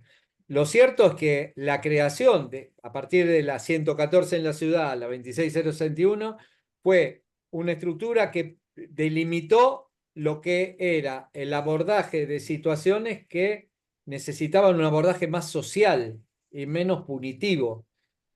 Lo cierto es que eso que fue lo que motivó la creación, pocas veces se produce. Entonces, y por el otro lado está la corresponsabilidad que habla la ley 26061. Entonces, ¿cómo vamos a hacer una presentación? Yo estoy convencido que hago una presentación y muchas veces no sé si es un delito o no es un delito. Ahora, como pediatra estoy capacitado para decir que este chico está enfermo, le pasa esto, esto y esto. Lo ideal sería que esta intervención que yo doy al organismo de protección enriquezca la sospecha o la descarte y vayamos juntos a hacer alguna intervención, porque de esa manera me voy a proteger yo y se va a proteger el organismo de protección. Pero ¿qué logramos? Logramos a veces judicializar, porque nos exigen judicializar un tema que a veces es un tema que no está tan claro, porque la vida está llena de grises y no blancos y negros. Entonces me parece que el acompañamiento de la escuela, ¿no? Porque, por ejemplo, el caso Lucio. El caso Lucio hubo en el mismo jardín, 7 meses después, una misma sospecha con una familia, se le obligó a la maestra a hacer la denuncia, la maestra hizo la denuncia, ¿y qué pasó con la familia? Se la agarraron con la maestra. Se intenta un poco ser corresponsables de la mejor manera, que vayamos todos y que veamos complementariamente el mismo fenómeno y lo enriquezcamos. Bien. Bueno, tenemos otras personas que han levantado la mano. Lo que le voy a pedir es como que seamos puntuales en la pregunta o el comentario, porque ya entramos en los últimos 15 minutos. Grisel, ¿quieres desmutearte y hacer tu pregunta o comentario? Bueno, ¿qué tal? Buenas noches. Gracias, un gusto al doctor Indar verlo y escucharlo como siempre. Y primera vez que escuché el síndrome fue con usted hace muchísimos años. Y es verdad, uno aprende y empieza a mirar los casos de otra manera. Y así hemos detectado varios en los distintos programas que he asesorado. así que es una herramienta buenísima para los que no somos médicos. Nada, era compartir y comentar la misma preocupación en cuanto a las causas penales, en el cual consideramos que hay muchos indicadores de estas cuestiones de otras modalidades de maltrato, pero lamentablemente aún el que hace la denuncia se queda solo. El sistema de protección de por sí no acompaña, y es más, a los que estamos en ciertos programas de protección nos obligan o nos llaman la atención por qué no hicieron la presentación penal, cuando vos venís avisando con los distintos informes presentados al sistema de protección.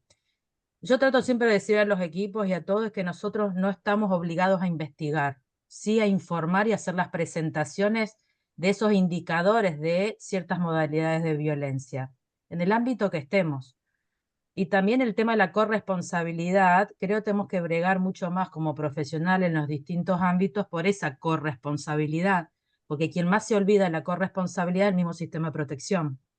Entonces, creo que ahí es donde tenemos que aunar esas fuerzas para explicar, y en escritos judiciales tuve que decirle a varios jueces qué es la corresponsabilidad, porque todavía nos llaman la atención a los programas, con el caso que estoy yo en el área legal de uno, cuando presentamos informes con todos los indicadores teniendo a los niños en nuestros hogares del programa, en nuestra familia de acogimiento, y todavía se enojan porque quiénes somos nosotros para decir en los informes la situación, que vaya y me ponga de acuerdo con la Defensoría Zonal.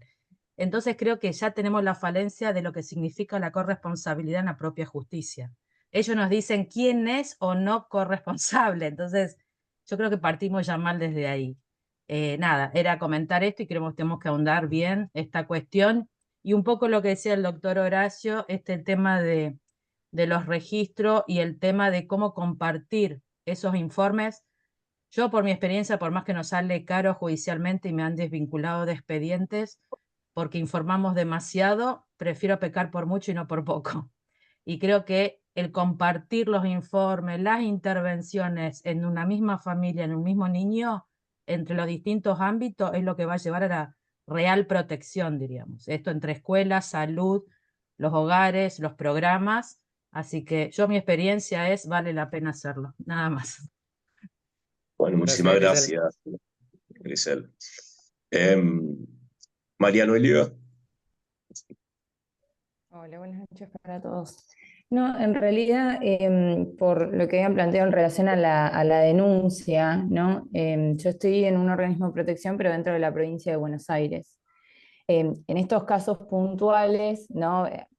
Bueno, es como que el abanico de situaciones es muy amplio, entonces quizás no siempre es, como comentaba el doctor, tan clara la situación de maltrato, ¿no? Pero en casos quizás donde está mucho más comprobado, como el ejemplo que daban de una situación donde intentan asfixiar a un niño, al menos nosotros puntualmente, como organismo, hacemos la denuncia, ¿no? O elevamos informe en esto de, digamos, al menos en articulación con salud y, bueno, y con los demás efectores. Quizás como a veces tomamos la posta de, bueno, a partir de los informes que nos envían, elevar la situación a la justicia penal, y bueno, obviamente que después quedará toda la parte de investigación, pero bueno, en general, al menos procedemos de esa manera, de tomar muchas veces la posta de la denuncia, que si viene a partir de un informe que yo de salud, claramente que después, bueno, posiblemente vayan a convocar a los profesionales de salud también y demás, ya en el marco de la causa penal, ¿no? Pero bueno, intentamos al menos quizás allanar también de esa manera y bueno, y si hay que denunciar y quizás por alguna cuestión otros efectores o no pueden o no lo hacen, lo hacemos nosotros. Yo hablar que el tema de la sofocación es el final de un camino pediátrico, ¿no? Que antes llamábamos ALTE y ahora se llama BRUE. Nada, y hay una serie de protocolos y algoritmos de cómo se tiene que estudiar, digamos. Estamos hablando estamos simplificando la parte de la historia al final, Sí, pero claro. lleva a un proceso.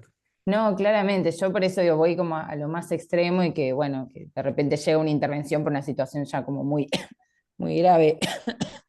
Pero bueno, más que nada por esto que plantean de la denuncia. Sí, surgen emergentes que son comunes al abordaje del maltrato en general, ¿no? A la dificultad para detectar, la cuestión de los registros, de la falta de registros, o sobre todo de registros aislados, que se da mucho en el ámbito hospitalario. Yo explico muchas veces por la lógica del pabellón, ¿no? Donde hay una incomunicación entre las disciplinas y parece hay ciertos signos que no le corresponden a ninguna disciplina, ¿no? Y eso ahí lleva como esta cuestión de generar el sistema, un poco lo que traía Grisel. Bueno, esa discusión es el sistema también. Y no es solo la justicia penal, es la civil también. Y digo, podemos no denunciar, pero a cualquiera nos pueden demandar que construyamos informes y tenemos que hacerlo. Con lo cual, estamos siendo parte del sistema integral de protección y del actor de la justicia. Y mira, hay una cosa que es importante, porque se pide, para mí, algo pero trascendente en la historia clínica, son los informes de enfermería. Enfermería hace reportes cada 8 horas. Lo rico que son esos informes, no sé quién los lee, pero nosotros es de una riqueza impresionante. Digo, porque a veces se pide toda la historia clínica y no sé si se lee toda la historia, pero enfermería te dice, pasó esto, pasó lo otro, lo mínimo, lo que no escribiríamos nosotros, y hablando Horacio, la importancia del registro, ¿no? El registro de enfermería es impecable muchas veces. Voy a ver si puedo sintetizar una pregunta respecto de, hay varias, ¿no? Y comentarios que tienen que ver justamente con la actuación judicial o con las medidas de exclusión o de separación hasta qué edad, están preguntando estas cosas. Digo, si tomáramos como un caso prototípico del llamado Munchausen, ¿no? Ya con la sospecha bastante fundada, ¿cuál sería el mejor abordaje esperable para este caso, ¿no? Que estamos pensando? O sea, se comunica al órgano de protección porque requiere la separación, decir, ¿no? Para confirmar y la separación, después, ¿por cuánto? Ya sabemos que es en el caso por caso, pero digo, ¿en cuánto tiempo? Porque rehabilitación tampoco es el progenitor, estamos diciendo que pueda tener, ¿no? No, puede tener, pero es raro que lo logremos. No, lo que digo es que uno, como cualquier caso de maltrato, busca la familia ampliada. La familia ampliada sería el elemento que sea crítico frente al accionar de un cuidador, ¿no? Entonces, primero buscar eso.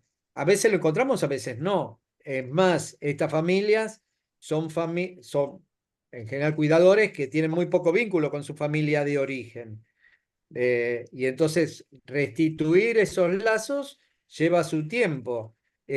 Y a veces el hospital, vuelvo a insistir, no es el mejor lugar, con lo cual lo mejor transitoriamente es que vaya a un hogar o a algún hogar de la familia nuclear o funcional. Eso sería como el primer paso. Y después es trabajar terapéuticamente y ver qué logros se consiguen. Bien. Y yo te hago una última pregunta, ya también desde el lado forense. Digamos, ¿qué recomendarías o qué te parece preferible? Quizás son más cosas, ¿no? Pero hacer más una evaluación de la función parental y de cuidado una vez ya tomada esa medida de protección sobre el niño, ¿no? Una evaluación de cuidado, de funciones de cuidado, o una evaluación más diagnóstica psiquiátrica Mirá, del cuidado y de interacción ya lo tenés en la internación. Más diagnóstico de interacción familiar que tenés a los chicos, no sé cuánto tiempo, y ahí ves a la madre cómo se vinculó. Digamos, una vez que se toma el diagnóstico, me parece que ya el mecanismo es separación y el trabajo individual que haga una madre, un padre, un cuidador respecto de la responsabilidad frente a lo que pasó. Porque esto como y ahí entramos en otro terreno, revincular. ¿Qué quiere decir revincular? Volver a vincular. Entonces, para eso, ¿qué estamos vinculando? Tenemos que ir al origen de qué hizo la separación. Y Exactamente. entonces, bueno, tenemos que hacer todo ese trabajito. Y cuando hablas de confrontación, ¿es ese punto en el que se le transmite a la madre o al padre el diagnóstico? Sí. ¿En qué momento? Claramente, en el momento en que esté en protección, el niño. Ajá, bien. Nos ha pasado que teníamos una medida, hemos retenido a una madre que estaba ambulatorio y que sabíamos que era Munchausen y que teníamos que hacer la medida. Teníamos la medida y no teníamos el policía que pudiera contener la situación.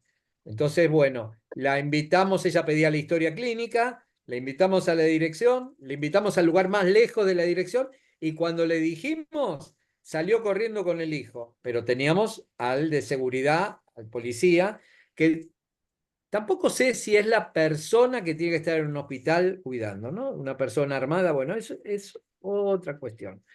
De alguien armado tiene que proteger a un niño con estas características. Y está lleno el hospital de gente armada. Y me parece que es una aberración eso. Pero bueno, nada. Cosas que me pasan de grande nomás, que me cuestiono algunas cosas, pero de puros años que tengo. Y de toda tu trayectoria, Javier. Natalia González, un minuto tenemos para tu comentario. Si estás escuchando y te querés desmutear. Sí, acá estoy. Igual varias de mis consultas se fueron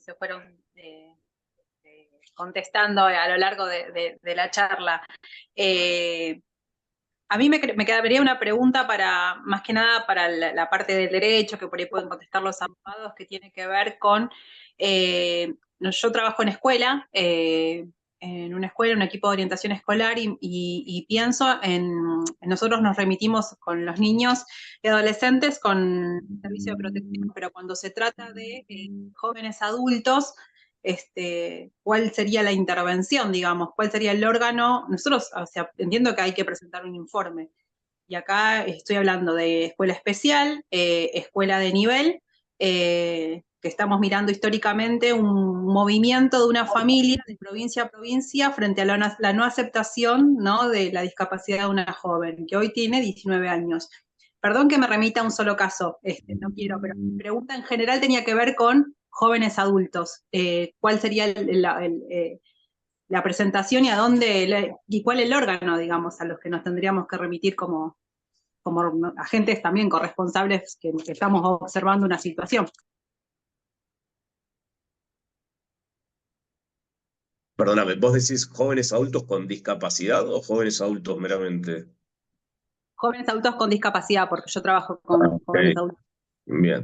Juan Pablo, ¿querés vos hacer un aporte en eso? Y también estabas queriendo decir algo hace rato. Sí, en realidad, de acuerdo a las leyes de protección contra la violencia familiar, se establecen 4 categorías victimológicas, que hoy son, obviamente, niños, niñas, adolescentes, menores de 18 años, lo que hoy se llama personas mayores o adultos mayores. La ley lo sigue nominando, la mayoría de las leyes, como ancianos, pero personas o adultos mayores, que se interpreta conforme a las circunstancias de cada adulto mayor, pensando que conforme a la convención podría ser mayor de 60, personas con discapacidad de lo mismo, y personas que estén en una tramitación de un juicio de determinación de capacidad y que estén en una situación de vulnerabilidad precisamente por padecer un padecimiento mental, como se dice, se lo denomina ahora. En ese caso, la persona con discapacidad está en una situación de vulnerabilidad que obliga a la denuncia, al reporte, tal cual fuera un niño, sin importar la edad. Más aún, la gente que trabaja con discapacidad suele decir, bueno, los niños se le pasan. En algún momento la niñez se pasa, la adolescencia se llega a la adultez. De alguna manera se llega a la adultez. Las personas con discapacidad, en algunos casos, con el tiempo se va agravando su vulnerabilidad. Por tanto, en esos casos corresponde, en una situación de sospecha seria de maltrato, corresponde dar parte a la justicia conforme a lo que establece las leyes de protección contra la violencia familiar que rigen en todo el país, ¿sí? Todas las provincias, absolutamente todas, tienen, algunas mejores, otras peores, pero todos tienen, y algunas establecen plazos perentorios. Pero, de nuevo, a partir de la sospecha seria, mucho más de la comprobación fehaciente de una situación de maltrato. Y en estas situaciones es muy importante que esté los registros, las historias clínicas, los legajos, etcétera, etcétera. Toda la documentación que pueda avalar y que pueda dar información, en este caso a la justicia. De paso digo que uno de los próximos cafés de ASAPMI es precisamente sobre eso, sobre el maltrato en niños, niñas y adolescentes con discapacidad. ¿Sí? La otra cuestión que había levantado la mano antes era, escuchándolo a Horacio y a Javier, con el tema de las fugas y las consecuencias de las fugas, en el caso de Horacio trajo números concretos, por ahí qué importante sería amplificar el denominado sistema Sofía o la alerta Sofía que tanto hemos escuchado en los últimos días, a situaciones de niños donde existe una situación de sospecha de alguna forma de maltrato y donde hay una fuga. Lo que habilitaría la intervención de fuerzas federales, etcétera, etcétera, y creo que lo justificaría y lo ameritaría, claramente, porque la situación de vulnerabilidad es equiparable a la situación de un niño objeto de trata, definitivamente. Bueno, nada más que eso.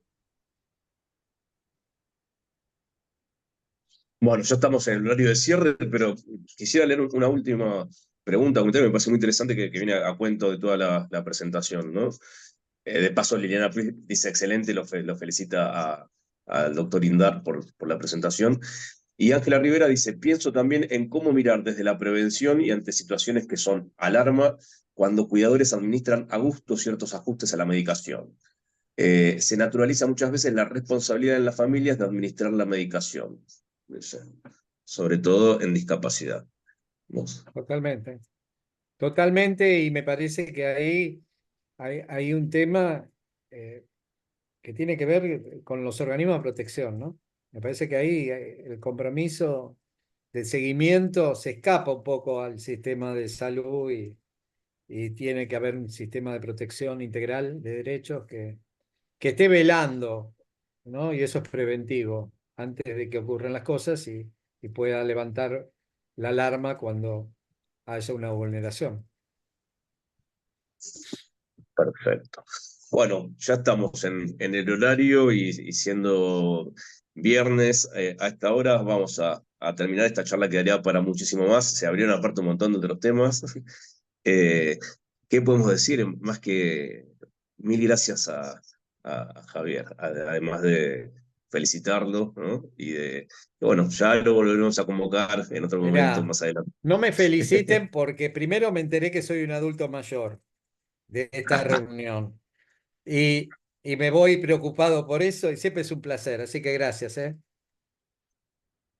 Bueno, y gracias a todos los que se sumaron y los esperamos también en el mes de agosto. Bueno, Dale, buenas noches entonces Gracias. para todos. chao.